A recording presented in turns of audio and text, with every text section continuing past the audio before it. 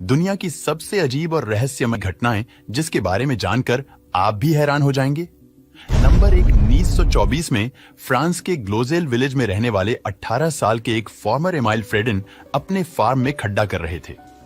तभी खुदाई के दौरान उन्होंने कुछ डिस्कवरी किया जिसमें कुछ टेबलेट ह्यूमन बोन्स, मिट्टी के बर्तन और टूल्स थे। उन टैबलेट्स पर यूनिक सिंबल्स और इंस्क्रिप्शन बने थे जो काफी कॉम्प्लेक्स हैं। कुछ स्कॉलर्स का कहना है कि ये एक प्रीहिस्टोरिक राइटिंग सिस्टम हो सकती है। साथ ही कुछ टैबलेट्स पर एनिमल ड्राइंग और ज्योमेट्रिक पैटर्न्स भी देखे गए। एक्सपर्ट्स का मानना है कि ये टैबलेट्स एक लॉस्ट सिविलाइजेशन के सबूत हो सकते हैं जो यूरोप के स्टोन एज या आइस एज के दौरान रहे होंगे। लेकिन जब इन सिंबल्स को प्रीहिस्टोरिक स्क्रिप्ट के साथ कंपेयर किया गया तो इनका लिंक किसी भी स्पेसिफिक लैंग्वेज से नहीं हो सका, जो काफी अजीब बात थी।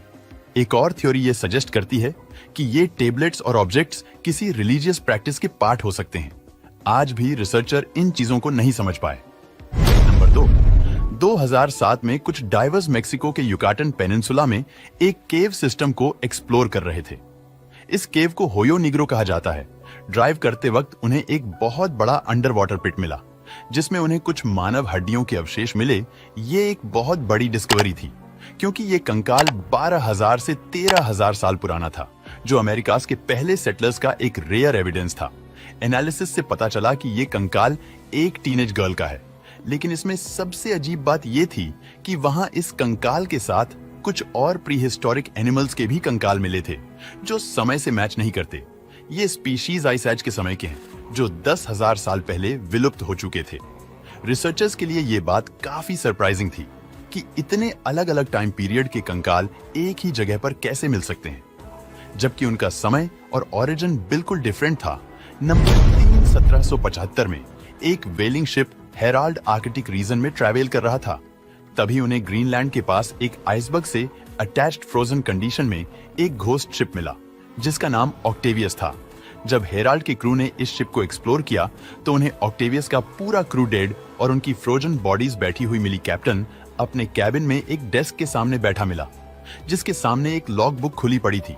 जब हेराल्ड के क्रू ने उस लॉग बुक की एंट्रीज को देखा तो सभी हैरान हो गए क्योंकि उसमें लास्ट एंट्री 1762 की थी, यानी ऑक्टेवियस 13 साल तक आर्कटिक के आइस वाटर्स में भटक रहा था।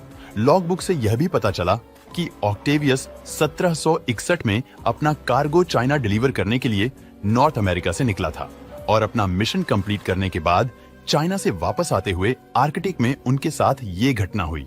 हालांकि उनके साथ एग्जैक्टली क्या हुआ था ये अभी भी एक मिस्ट्री है। नंबर 4, 22 फरवरी को जापान के हिताची प्रोविंस के एक फिशरमैन ने एक अजीब ऑब्जेक्ट को समुद्र के किनारे देखा। यह ऑब्जेक्ट सर्कुलर और बोट के जैसा था और इसीलिए इसे होलो शिप कहा गया। उस बोट के अंदर एक औरत थी जो काफी अजीब और अनफेमिलियर कपड़े पहने हुए थी। उसका लुक और भाषा दोनों ही फिशरमैन के लिए अननोन था। बोट के अंदर स्ट्रेंज सिंबल्स और एक बॉक्स था जो वो औरत टाइटली पकड़े हुए थी। वहां के लोगों के मुताबिक वो औरत करीब 20 साल की थी जो किसी अननोन भाषा में बात कर रही थी जिसे वहां के लोकल्स समझ नहीं पा रहे थे। लोग स्पेकुलेट करने लगे कि वो किसी फार ऑफ लैंड से आई होगी। इसीलिए बिना उसका राज समझे फिशरमैन ने उसे और उसकी बोट को वापस समुद्र में भेज दिया जहां वो डिस्पियर हो गई। कुछ हिस्टोरियन का मानना है कि वो औरत किसी शिपरैक से बची सर्वाइवर हो सकती है जो जापान के आसपास के समुद्र में ड्रिफ्ट कर गई होगी। वहीं मॉडर्न थ्योरिस्ट इसे एक यूएफओ साइटिंग या एलियन एनकाउंटर मानते हैं क्योंकि उस स्वरोबियन का डिजाइन और डिस्क्रिप्शन काफी एडवांस लगता है। ये कहानी जापान के कल्चरल हिस्ट्री में एक इंटरेस्टिंग एडिशन है जो अनएक्सप्लेनेड इत्तेफाक है। दोस्तों, उम्मीद करते हैं कि आपको हमारी ये वीडियो पसंद आई होगी।